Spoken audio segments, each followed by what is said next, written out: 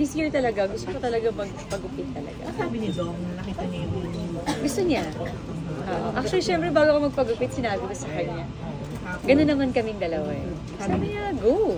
Tapos nakita niya kami nag-camera, lalo kang gubad-gubad. Ikaw talaga, basta gustong-gusto niya. The first month of the year, renewal ng contract mo for this endorsement. So, ito simula pa lang. Napa-oo lang ako. Oo, pero ano naman, sabi mo nga, pagka yung mag-e-end ng year talagang yung mga endorsement, alam mo, pinaplano na yung mga schedule. So, talagang ganun ka-meticulous, no? Oo, medyo ano pa yan, very organized talaga ako pagdating sa mga ini-endorse ko at sa mga gagawin ko talaga. Gusto ko yan nakalatag lahat, malinis lahat. Oo. At so, ano pa ang mga goals and plans for the year? The year, ang gusto ko lang din talaga is mas magkaroon kami na mas malalim na relasyon ng mga anak ko, especially the relationship with Dong, kasi lumalaki na yung mga anak ko eh. Alam mo yun, kapag lumalaki na pala yung mga anak mo, nag-iiba na talaga lahat. Totoo talaga yung sinasabi nila. So, gusto kong magkaroon na mas malalim na relasyon pa para sa mga anak ko. And especially kami ni Dong, kahit anong busy namin, nag-promise talaga kami sa isa't isa na magkakaroon talaga kami ng time namin together.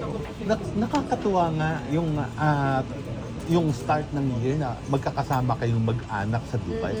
At talagang kitang-kita yung Kaya yung talaga saya ng nag-break family. din ako in social media na talagang wala talaga akong post kasi gusto kong maramdaman ng mga anak ko na hindi importante yung telepono ko.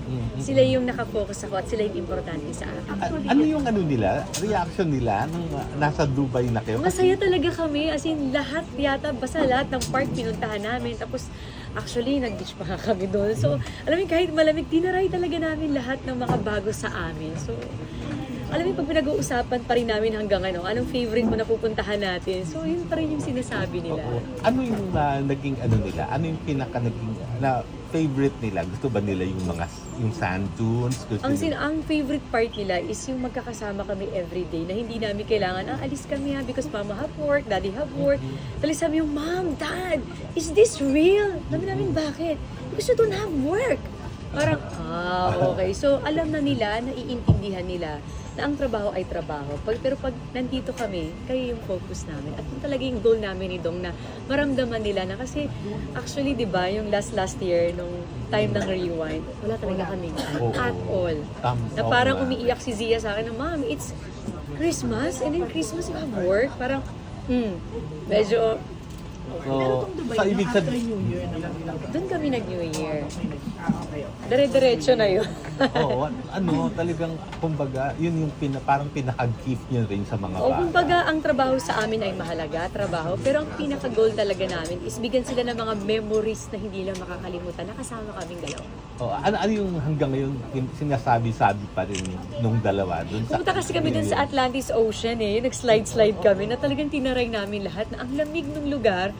Pero, nanginginig na kami, pero swimming pa rin kami. So, alam mo, hindi naman namin nagagawa dito yun Kasi palagi tayong mainit dito, di ba? So, namin na-experience to na parang, pag binabalikan din namin itong, parang ito yung totoong buhay na gusto nating ibigay at iparamdam sa mga anak natin. Pero syempre, work is work, di ba? So, when is the next trip? Wala pa. Wala. Kakauwi lang namin, baka magalit na yung GMA. Bakasyon na naman kayo? Oo. Kailan ka daw ulit gagawa ng bagong series? Within the year. Oo Ang dami. Actually, nakakatawa si GMA kasi ang ganda ng offer talaga nila. At dalawa yung gagawin ko sa kanila this year. So, teleserye this year? Basta, ibang concept yung isa. Tapos may pelikula din. So, kaya kailangan talaga ng time management para at least mabalansi ko pa rin na nag-aalaga pa rin ako. Napakatagal din natin itong na walang teleserye together. The last time was... Oo. Ano ba yung last? Hindi naman ang babae. Hindi. Ano bang last namin? Diba? Nakalimutan ko na nga Nakalimutan ko. Pero yun nga, ang tagal-tagal na. Wala pa kayong plano na sama muli sa isang. Pipili lang kami, movie together or soap together. So, dahil hindi kayo nag-movie nitong 2024, possible na movie ngayong 2025. Tignan natin. Para ibalik natin ang rewind. Tignan natin. Ang dami kasi, ang ganda ng mga kwento, ang daming offer. So, talagang sabi ko, kailangan kong busisiing mabuti kung ano yung mga dapat ko talagang gawin. Kasi hindi ko naman kayang gawin lahat eh. Dahil paano ko maalagaan din yung kids, si Dong, tapos may GMA ako, tapos movie. So, kailangan talagang salain. Yan, babalikan ko lang yung yung 10th anniversary niyo. Kasi parang, talagang pilano nyo. Kasi, looking back tayo nung kinasal kayo, talaga naman 2000 yata yung invited that time, di ba, na buong Mall of Asia. So, this time, parang kayo lang, tapos with the 2 kids. So, kasi di ba, marami nag-aabang yan magkakaroon ng renewal, and then another bongga ba to? Pero bakit yun? Nag-usap kami ni Dong. Sabi ko, ano bang presensya ng pagpapakasal? Ano ba ang meaning nito sa atin? So, malinaw sa amin at pinagkasundoan namin na ang pagmamahalang ito na tumagal ng 10 taon ay relationship naming dalawa kasama na yung mga bata. Siyempre marami kami mga mahal sa buhay katulad nyo na nandyan para sa amin. Pero ano ba talaga ang gusto naming, alam mo yung i-perception para lalo na sa mga bata. Gusto naming makita ng mga bata kung saan kami kinasal, kung anong ibig sabihin ng love at kung gaano namin kamahal ang isa't isa. Ngayon kung maraming tao ang nandoon, hindi kami makaka-focus sa mga bata at paano nila ma-realize kung anong ibig sabihin ng kasal. Ano sabi nila? During the time after. Kinikilig sila. Tapos basta may nangyari kasi night before that.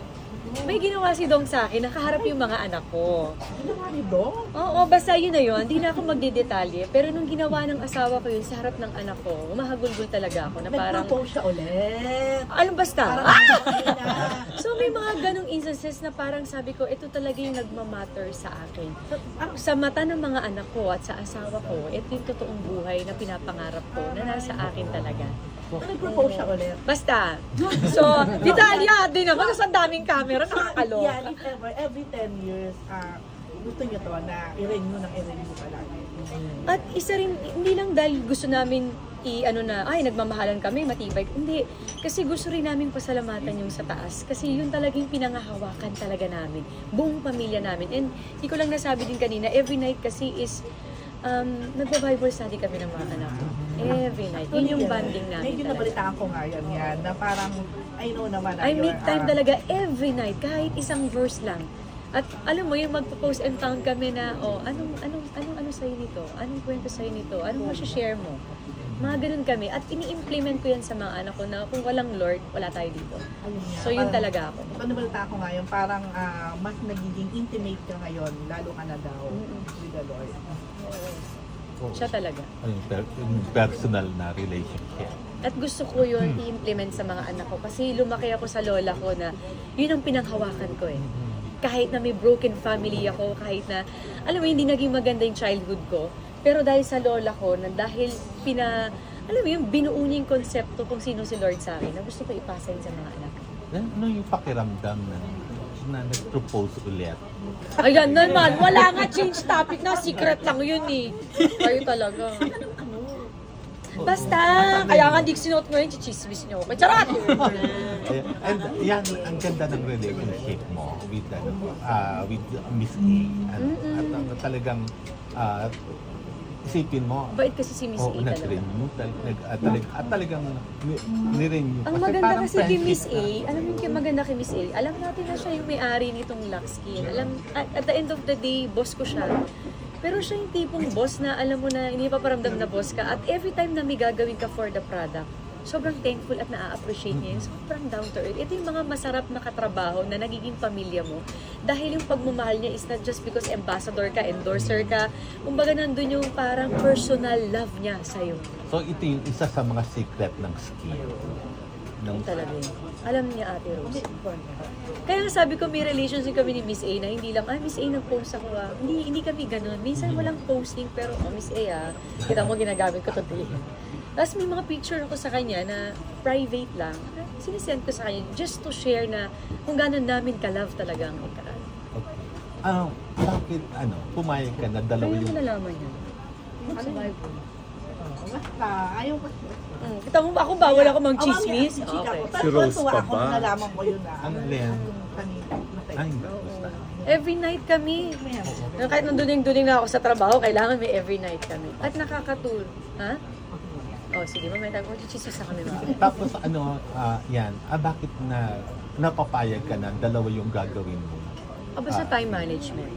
Kasi yung isa sobrang ikli lang. Konting time lang yung kailangan nila sa akin para gawin ko yun. At yung isa din, binawasan nila. Kaya medyo nakipag-compromise. Kaya excited ako.